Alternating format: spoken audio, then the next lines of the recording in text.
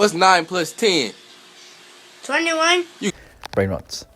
It's all you heard on the internet past the COVID era. It's all you see on TikTok and Instagram Reels.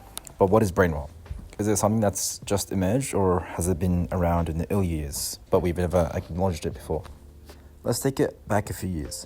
I'm sure in our early years, we've all been exposed to Instagram and YouTube, watching funny videos, or what we call as funny videos.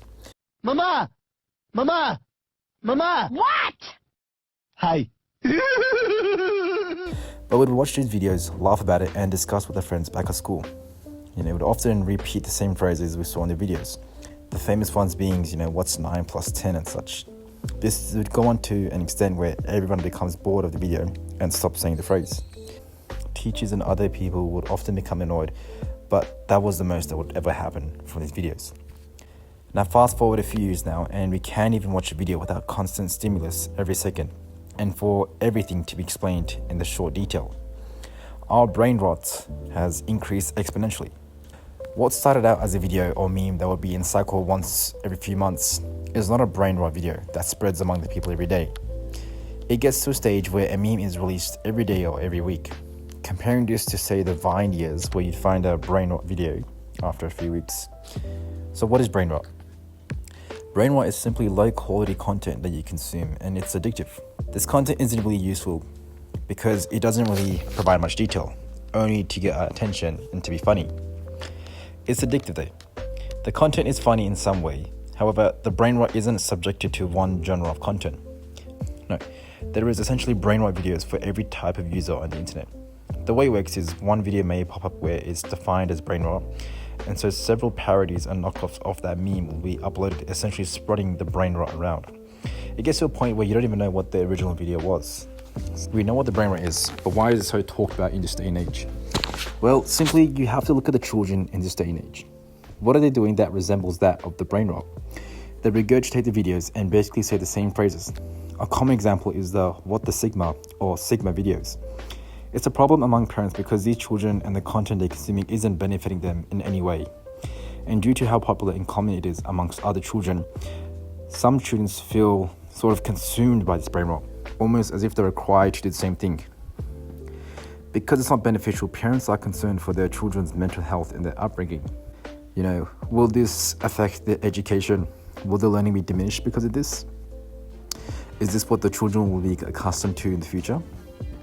With social media as a whole, we are all somewhat on the same page when we say it's having harmful effects on young adolescents to some degree. This isn't just children. Brain rot is something common across the adults and students.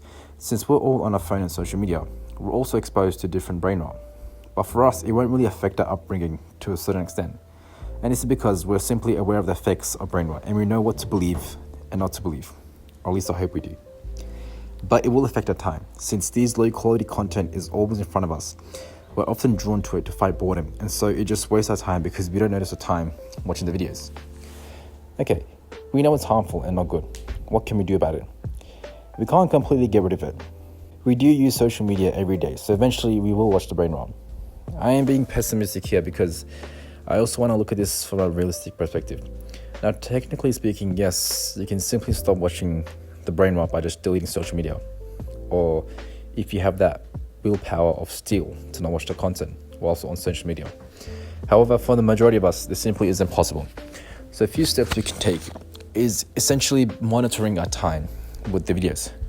Say with TikTok and Instagram Reels, we're often drawn to it because how easy it is to pick it up and watch the videos.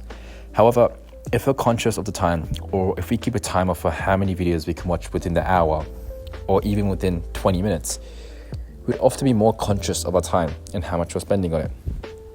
This helps us to manage our time and allocate time to watch these videos. We can also always set limits on our apps. However, this can easily be bypassed, so this wouldn't be effective. Overall, there's no real clear answer as to stop brain rot, because we're all going to watch it. But overall, I would say at least being aware of the effects brings us one step closer to limiting our time. Simply finding a new hobby or having the discipline to limit yourself is probably the best option. But regardless, as long as you're continuously trying, it is one step forward towards progress. Anyways, I hope you enjoyed this video. And in the comments, please let me know what type of videos you'd like me to discuss and delve further into. But stay tuned because we have more videos coming soon. Thank you.